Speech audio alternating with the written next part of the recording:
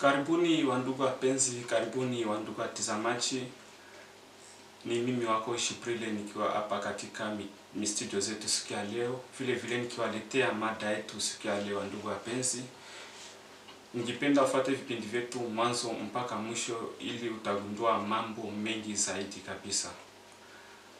Na kama hujawahi kujiunga na channel yetu Gabriel TV1, ningependa usubscribe channel yetu, vile vile ulike na ushare vile kwa wengine wapate ujumbe kama vile kawaida yake. Basi nikiwa hapa nikiwaletea vipindi vyetu vya wiki kama vile kawaida. La ningependa usikose kulike na kusubscribe channel yetu. Wandugu wapenzi, leo tutenda kugusia mada kwa sababu mada zetu ambazo zimeshapita huko tumegusia mambo ya kiimani, tumegusia maswala mingi tu. Vile vile ukifuata vile vile channel yetu, video zetu ambazo zimeshapita huko siku za usoni, utagundua mambo mingi zaidi. Lakini wandugu wapenzi, leo tutenda kugusia maswala yetu yatakugusia imani, lakini tutenda kugusia swala la nchi vile vile. Tutenda kugusia maswala ya nchi na tutenda kugusia nchi ya Jamhuri ya Kidemokrasia ya Kongo, ndio tutenda kugusia katika siku ya leo ndugu wapenzi. Na ndio maana ningependa uikae pembezoni na runinga yako uzidi kutufata mwanzo mpaka mwisho ili utagundua mengi zaidi. Na vile vile kama una maoni yako vile vile utuandikie kwenye inbox yetu, weza ufanye commentaire vile vile kuhusu mada yetu siku ya leo ndugu wapenzi. Wandugu wapenzi, nchi ya Jamhuri ya Kidemokrasia ya Kongo za DRC vile vile toka ukoloni ni nchi ambao raia wanaishi katika hali ngumu sana ya kimaisha vile vile. Wanaishi hali ngumu sana ya kimaisha, umaskini na kadhalika vile vile. Na vile vile watu wa DRC za Jamhuri ya Kidemokrasia ya Kongo vile vile walikuwa wanasubiri labda kutaonekana kiongozi ambao ataingia mwema, ambao atapooza mioyo yao vile vile ili wao wazidi kuondokana na mambo maskini na mateso mengine zaidi sana ambayo yanapikana katika nchi ile. Lakini vile vile wandugu wapenzi, hatujaona hata kiongozi mmoja ameshafanya kimoja kitu cha muhimu ndani ya nchi ile. Mwisho wao wanamalizikia tu kwa kupora nchi, kujilimbikizia utajiri tele, kusafirisha vile vile watoto wao na familia zao katika nchi za magharibi vile vile. Ni mambo ya kuhuzunisha sana. Na hiyo mambo imeshajikita sana katika akili za watu vile vile, na ndio maana tunaona utabiri na kuwa mingi sana kwa wale ambao wanajiita eti ni watumishi, wanaleta utabiri zao, nchi yetu inalaaniwa, Je, nchi ya Kongo inalaaniwa kweli? Mwenyezi Mungu amelaani nchi ya Kongo? Ni dhambi gani ambao imemkasirisha Mungu mpaka afike tu kiwango cha kulaani nchi ya Kongo? Je, nchi ya Kongo inalaaniwa kweli au inakuwa Yeriko? Wandugu wapenzi, ningependa uandike kabisa, ufanye komantere yako juu ya mada yetu siku ya leo ndugu wapenzi. Na vile vile ndugu wapenzi, kungambo yangu mimi nchi ya Kongo ahilahaniwe. Nchi ya Kongo ilaaniwe. Wenye wanaleta mateso katika nchi ya Kongo ni wale viongozi wa nchi ya Kongo, ndio wanaleta matatizo. Wanaleta mateso yote ambao wakongomani wanafikia kwa sasa.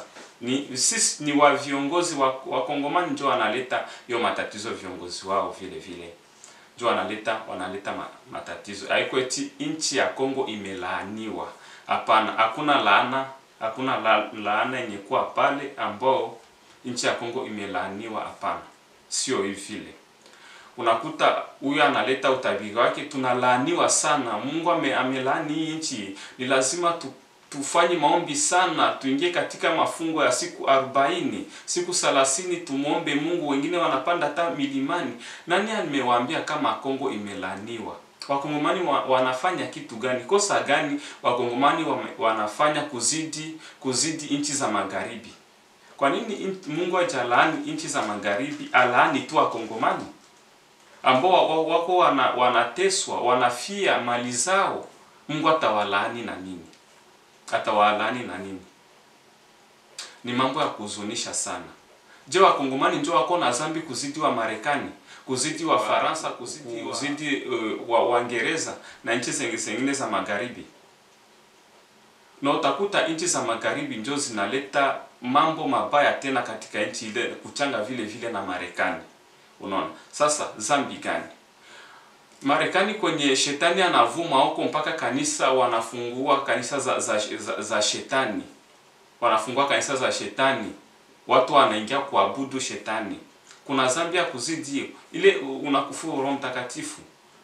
Hakuna dhambi ya kuzidi. Sasa Kongo, ni kosa gani tulifanya mpaka Mungu atulaani?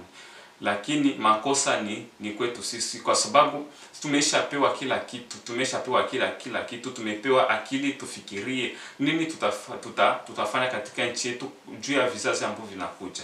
Unajua wazungu, nchi za magharibi kiongoza nikalaka pale madarakani, eza rais, eza waziri mkuu vile vile. Wao wanaandaa juu ya vizazi vitakuja kesho. Wanatengeneza nchi juu ya vizazi ambavyo vitakuja kesho. Juu vizazi ambavyo vitakuja kesho wasiteseke, wasihangaike. Ni bora sasa hii vizazi ambao viko katika madaraka ni lazima watengeneze nchi, watie uchumi iwe nguvu. Kama vile Umoja wa Ulaya. Umoja wa Ulaya mbele zamani hapakuwa Umoja wa Ulaya. Hapakuwa Umoja wa Ulaya. Umoja wazungu walijikusanya kwa sababu gani? Ile tunasikiaka Europa, Schengen, walijikusanya kwa namna gani? Ile Umoja wa Ulaya. Kwa nini walijikusanya kwa pamoja? Walijikusanya kwa pamoja ni kwa sababu ili waimarishe uchumi wa bara la Ulaya, uimarike. Na vizazi ambao vitakuja kesho waone matunda, wapate matunda bora kutokana na mababu zao, hasa na mababa zao ambao walikuwa katika madaraka. Lakini je, sisi viongozi wa Kongo vile vile njoo wanaua nchi ya Kongo, na njoo maana tunaona maprofesia za utabiri na kwa mingi tumelaniwa. Si wakongomani wa kulaaniwa, hapana. Ni wakongomani wenyewe njoo wanaleta ile mateso ndani ya nchi. Unajua watumishi wa leo na watumishi wa enza za kale huko ni wako tofauti sana. Tunajua watumishi wa enzi la kale walikuwa wakipata kitu katika maono, wanawahi kumwomba Mungu, wanawahi kumuuliza Mungu, ni kwa nini hivi, ni kwa nini hivi, ni kwa nini hivi. Na vile vile wanaikalia kile kitu wanakiombea kile kitu, na unakuta matatizo ile matatizo inamalizika kabisa. Na vile vile tulikuwa tunaona eti wakina Paulo wakati walikuwa wanaomba Mungu kutokana na matatizo ambayo yalikuwa yanatokea katika nchi za katika miongoni mwa mataifa, vile vile eti wanaomba waamini, wanafanya hizi mtolee hivi nini na nini. Haikuwa zamani, haikuwa vile, hapana. Eti wakina Jeremia, wakina wa Isaya, wakina wengine, unaona. Hatakuwa tunaona eti wanamurisha watu mfanye hivi mtolee, hapana. Yaani ilikuwa tu ni maombi, lakini unakuta watumishi wa sasa wanasema nchi inalaaniwa, nchi ya Kongo inalaaniwa. Sasa na wewe mtumishi njoo kuchukua uskanya sasa unapata maono vile unakaa chini unaombea nchi, unakaa chini unaombea nchi ile matatizo imalizike, ujue chanzo ni kitu gani, ya kama ile nchi inalaaniwa chanzo ni kitu gani, unaona. Lakini unakuta hakuna hata majibu moja ambayo inapatikana kabisa, unaona. Isipokuwa tu kama vile watu wanatolea wengine vile vile wanajilimbikizia vile vile utajiri vile vile kupitia waamini. Na ile unakuta wandugu wapenzi, njo lahana zile.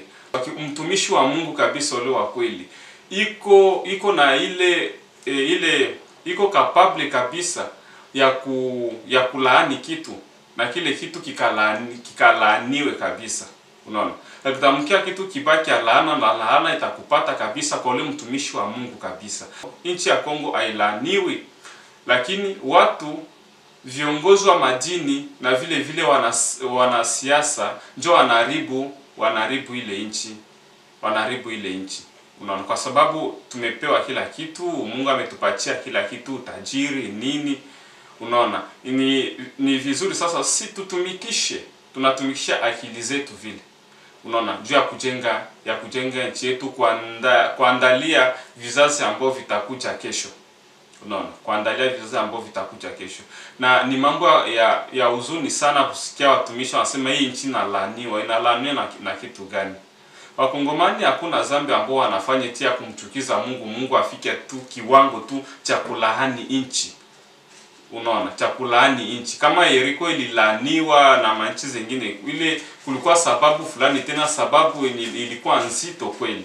Unaona, ilikuwa nzito. Unakuta wandugu wapenzi, Wakongomani wanasema nchi inalaaniwa nini, watumishi wa Mungu wanasema nchi inalaaniwa, nchi inalaaniwa.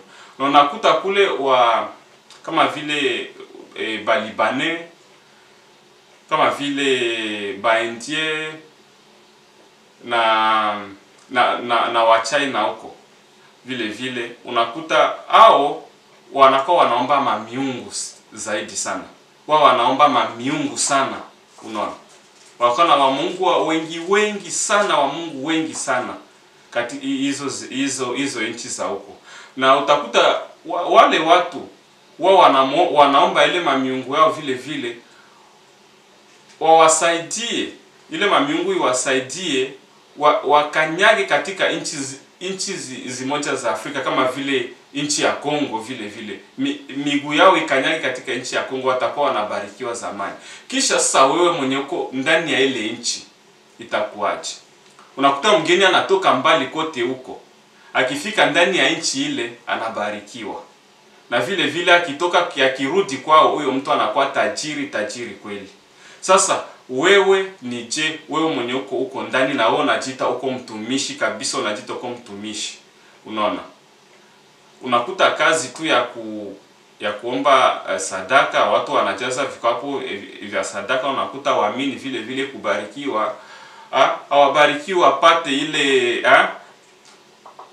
tuseme ile faida ya nchi. Unakuta faida ya nchi, watu wageni za watu wa nje ndio wako wanapata faida ya nchi kuzidi mtoto wa nchi. Mtoto wa nchi anakuwa maskini tele, lakini watu wa nje ndio wako wanafaidika kabisa. Ni mambo ya kuhuzunisha, ni mambo ya huzuni sana wa ndugu wapenzi. Kongo ilaaniwi, Kongo iko pale na Kongo inabarikiwa. Udongo Mungu ametupatia ndani ya nchi ile ndio mali. Ile ndio kubarikiwa kabisa.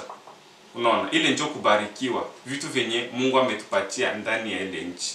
Unaona, hakuna baraka ya kuzidi ile. Ile ndio baraka ya kwanza. Unapewa mali. Ile ndio baraka ya kwanza. Wanasiasa na watumishi baadhi ya watumishi wa moja ndio wanaua nchi. Unakuta watumishi wa moja wa Mungu kweli wanakuwa wanasiasa. Unaona, ni mambo ya hatari, ni mambo ya kuzunisha. Ukiwaambia unakuta wanasema si mfalme Daudi alikuwa mfalme na alikuwa anaongoza nchi na alikuwa anaenda kuvita kuwana vile na vile. Unaona, hiyo ndio wanatetelea madhaifu yao vile. Nchi ya Kongo kweli ni nchi ambayo haijalaaniwa. Kwanza wale watumishi ambao wanagusia kusema kwamba eti hii nchi imelaaniwa kwa nini? Kwa nini Mungu amelaani nchi ya Kongo? Hawatakwambia sababu. Watakwambia tu watu wanachukiana, watu hawapendani nini na nini. Njoo kisa kile. Mabaya gani manchi mingi inafanya? Mungu hajalaani. Na Mungu anabariki kama nchi za Ulaya, Marekani na kadhalika. Sasa Wakongomani je? Cha muhimu ni kushikana kwa pamoja. Kwa sababu umoja ni nguvu, tushikane kwa pamoja, tutaweza vile vile. Na tatizo ni viongozi wetu, ni viongozi wa nchi ambao wanajilimbikizia tu utajiri. Nchi ziko katika shida kubwa sana. Raia hawapati manufaa ya kula matunda ya nchi zao. Mwisho na mwisho ni mateso juu ya ingine. Wandugu wapenzi, ni lazima tumuombe tu Mungu azidi kutuepushia katika misukosuko yote ile. Misukosuko hata kuje masisteme mpya. Kuje masisteme sijua. Unajua kwamba manabii wa uongo ndio manabii ambao wanapotosha watu, wanapotosha watu mwa hiyo mambo yote. Tumelaaniwa tufanye hivi. Unaona? Manabii wa uongo tu. Unaona? Ni lazima tuachane kufatana na watu kama wale. Tuko imara, tumuombe Mungu wetu. Wakati wandugu wapenzi, tuko katika wakati mgumu sana. Wakati mgumu sana ma COVID-19 vile vile ni lazima tufate mausia ya madaktari ya watu wa afya ambao wanasema inabidi tuheshimu vile na hivyo inapasha tutie tegemeo yote kwa Mwenyezi Mungu, tutie tegemeo yote kwa Mwenyezi Mungu, kwa sababu yeye ndio metro wa kila kitu. Yeye ndio metro wa kila kitu. Azidi kutulinda, tusaidie matatizo yote izidi kutoweka, izidi kumalizika. Ndugu wapenzi, kama haujamjua Mungu, ndugu wapenzi, njoo wakati kabisa mjue Mungu. Vile tuzidi kumomba Mungu wetu azidi kutuepushia katika janga lote ila COVID-19. Wandugu wapenzi, na kusi sana kabisa. Unaona, ile fikra na mawazo yetu mbaya tuzidi kuiondoa, tuzidi kuitoa kabisa. Mungu azidi kutulinda kabisa. Yani aepushe katika janga lisingie katika familia, isingie katika ndugu jamaa na marafiki na majirani wetu pia. Unaona, tuepushie kabisa kwa ile kitu, kwa sababu hakuna kitu ambacho kinamshinda Mungu kwa wakati kabisa. Kwa sababu tunaona zile nchi ambazo zilikuwa zinajigamba sana kwa sasa zijigambi kitu, wanasayansi wanashindwa, hakuna hata majibu moja ambao inatoka. Sasa mwenye iko na jibu ni Mwenyezi Mungu peke yake. Yesu Kristo ndiye iko na jibu katika miongoni mwetu, iko na jibu katika maishani mwetu. Unaona, watu wanaunda mabombe nucleaire vile bomu za nuclear vile wanaunda bomu za sumu vile wanapata ile akili ya kuunda vile. Lakini sasa COVID-19 hakujaonekana hata espoir, hakuna hata tegemeo kabisa ambao imeshaonekana kupitia wanasayansi vile hakuna hata kitu. Na wale ile nchi ambazo zinakuwa zinajipiga kifua, sisi ndio tunakagua ulimwengu yote kwa mikononi mwetu, lakini hakuna hata kitu kabisa, hakuna hata majibu kabisa. Cha muhimu sasa, wandugu wapenzi, Mungu ni Mwenyezi Mungu peke yake. Tuzidi kumomba Mwenyezi Mungu azidi kutulinda, atuepushie katika janga hili, atuepushie katika misukosuko yote, wandugu wapenzi, kwa sababu tunapigana na vitu ambavyo hatuoni. Kwenye hospitali madaktari wanapigana na viumbe venye havionekani vile hatuwezi kuviona na macho mpaka kwenye maabara vile. Ndugu wapenzi, tuzidi kumwomba Mungu, tutie tegemeo yetu yote kwa Mwenyezi Mungu. Ndugu wapenzi, tumuombe Mungu azidi kutuepushia katika janga lile. Usichunge kumwomba Mungu mpaka wakati unakusanyika kanisani ndio muombe Mungu. Hapana, Mungu yuko kanisani tu. Mungu yuko sehemu popote pale, utamwomba Mungu vile na Mungu vile atakulinda, atasikia kilio chako. Ingia chumbani kwako, ufunge mlango, umuombe Mungu wako, na vile utapata majibu, utapata protection kutoka kwa Mwenyezi Mungu vile. Usichunge mpaka kwenda kanisani ndio kuko maombi. Hapana, hata nyumbani kwako unaweza ukafanya maombi vile. Unaona, nyumbani kwako utafanya maombi vile. Ndugu wapenzi, tunaona katika enzi za zamani vile unakuta watu wengi wako wanaingia kanisani, lakini walikuwa wanamuomba Mungu ipasavyo kabisa, na wao vile wanapata majibu. Ni lazima tutie tegemeo yetu yote kwa Mwenyezi Mungu, azidi kutushindia katika janga, katika matatizo yote, wandugu wapenzi, kwa sababu kwa sasa hakuna kinamzidi Mungu. Mungu azidi kutulinda na atuepushe katika wimbi lote ile, atuepushe katika pepo lote ile. Na hole kwa wale ambao wanasema hii ni matatizo ambao ni pigo ambayo inatoka kwa Mwenyezi Mungu, ni pigo ambayo inatoka kwa Mwenyezi Mungu vile. Na kama iko vile, hiyo ni lahana mtupu, utapewa lahana. Sasa kama iko kitu ambayo kwa matatizo natoka kwa Mwenyezi Mungu inatoka pa kwa si binadamu, itakuaje? Si ndio laana? Unaona kama vile unamsingizia Mungu kwa vitu venye havimuhusu hata kumuhusu. Ndugu wapenzi, nipigwe natoka kwa Mwenyezi Mungu. Wengine wanasema nipigwe natoka kwa njoma utabiri na kwa sasa. Utabiri ya mitandaoni. Unaona? Ndio hivyo ndugu wapenzi, tuachane na ile mambo kusikia utabiri nini na nini. Lazima tutie tegemeo yote ni kwa Mwenyezi Mungu, azidi kutulinda, atuepushie katika wimbi lote lile. Asanteni sana kwa usikilivu mwema. Ni mimi wenu Shiprile, niko hapa katika studio zetu siku ya leo vile vile. Haya, tutazidi kuwasiliana tena katika vipindi vyetu vya wiki ambavyo vinafuata huko mbeleni. Basi ubarikiwe popote pale ulipo. Bye bye.